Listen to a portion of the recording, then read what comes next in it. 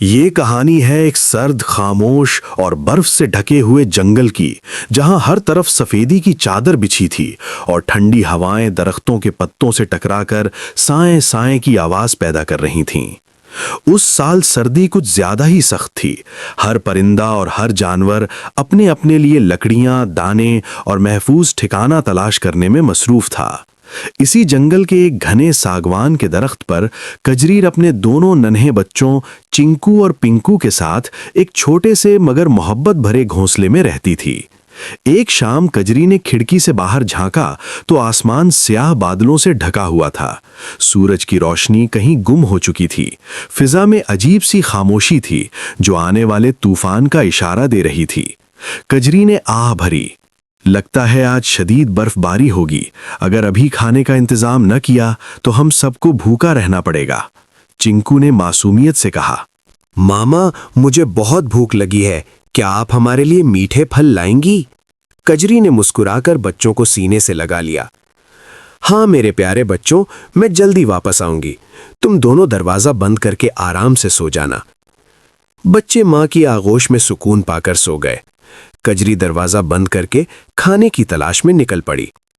ادھر جنگل کے دوسرے کنارے پر ایک لالچی چیل کلہاڑی اٹھائے قیمتی لکڑی کی تلاش میں منڈلا رہا تھا۔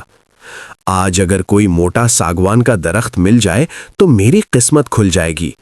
کچھ ہی دیر بعد اس کی نظر اسی درخت پر پڑی جس پر کجری کا گھر تھا۔ واہ، کتنا موٹا درخت ہے، اسے بیچ کر تو بہت دولت ملے گی۔ چیل نے ذرا بھی نہ سوچا کہ اس درخت پر کسی کا گھر بھی ہو سکتا ہے۔ وہ کلہاڑی چلانے لگا۔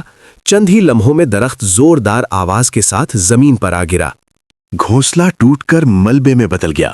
نیچے دبے چنکو اور پنکو درد سے چیخنے لگے، ماما ہمیں بچاؤ۔ ادھر کجری کچھ دانے اور میٹھی پھل لے کر خوشی خوشی واپس لوٹ رہی تھی۔ وہ سوچ رہی تھی کہ اس کے بچے بڑے ہو کر کتنے طاقتور بنیں گے، مگر جیسے ہی وہ اپنے گھر کے قریب پہنچی اس کا دل دہل گیا۔ اس کا درخت زمین پر گرا ہوا تھا۔ یا اللہ، یہ کیا ہو گیا؟ میرے بچے کہاں ہیں؟ اسی لمحے اسے ملبے کے نیچے سے بچوں کی کمزور آواز سنائی دی۔ کجری نے پوری طاقت لگا کر ٹہنیاں ہٹائیں اور اپنے بچوں کو باہر نکال لیا۔ دونوں زخمی تھے مگر زندہ تھے۔ اس نے اللہ کا شکر ادا کیا۔ مگر مسئلہ ختم نہیں ہوا تھا۔ آسمان سے برف گرنے لگی، تیز ہوائیں چلنے لگیں، سردی ناقابل برداشت ہو گئی۔ کجری نے بچوں کو اپنے پروں میں چھپا لیا۔ اب ہم کہاں جائیں؟ وہ مدد کے لیے دوسرے پرندوں کے پاس گئی۔ چمپا چچی نے معذرت کر لی۔ مٹھو طوطا خود پریشان تھا۔ بونڈو کوا تو صاف انکار کر کے دروازہ بند کر گیا۔ رات گہری ہوتی گئی، برف کی تہیں موٹی ہوتی گئیں۔ کجری ایک پرانے درخت کے تنے کے پاس بچوں کو سینے سے لگائے کھڑی رو رہی تھی۔ اے خدا، اگر یہی مقدر ہے تو ہمیں اپنے پاس بلا لے۔ اسی وقت دورے پردیس سے اس کا شوہر للن واپس آیا۔ جب اس نے ٹوٹا ہوا درخت دیکھا تو اس کے ہوش اڑ گئے۔ وہ دیوانہ وار بیوی اور بچوں کو تلاش کرنے لگا۔ آخر کار اسے ایک درخت کی جڑ کے پاس کجری نظر آئی۔ کجری، میں آ گیا ہوں، ڈرو مت۔ کجری کی آنکھوں میں امید کی روشنی لوٹ آئی۔ للن نے ارد گرد کا جائزہ لیا تو درخت کے تنے میں ایک قدرتی سوراخ نظر آیا۔ وہ جگہ خشک اور محفوظ تھی۔ دیکھو، اللہ نے ہمارے لیے نیا گھر پہلے ہی بنا رکھا تھا۔ دونوں نے مل کر پرانے گھونسلے کا بچا کھچا سامان وہاں منتقل کیا۔ تھوڑی ہی دیر میں ایک نیا مضبوط اور گرم گھر تیار ہو گیا۔ باہر برفانی طوفان چل رہا تھا مگر اندر محبت کی گرمی تھی۔ چنکو خوشی سے بولا، مما یہ گھر تو پہلے سے بھی اچھا ہے۔ کجری نے مسکرا کر کہا، بیٹا کبھی کبھی جو ٹوٹتا ہے وہ ہمیں کچھ بہتر دینے کے لیے ٹوٹتا ہے۔ وقت گزرتا گیا، موسم بدلا، بہار آئی، درختوں پر نئی کونپلیں پھوٹیں۔ کجری اور للن نے مل کر نیا گھونسلہ اور مضبوط بنایا۔ اس بار انہوں نے سیکھ لیا تھا کہ صرف محنت نہیں بلکہ اتحاد اور ہمت بھی ضروری ہیں۔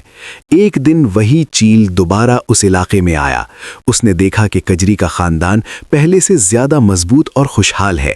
اسے اپنی غلطی کا احساس ہوا۔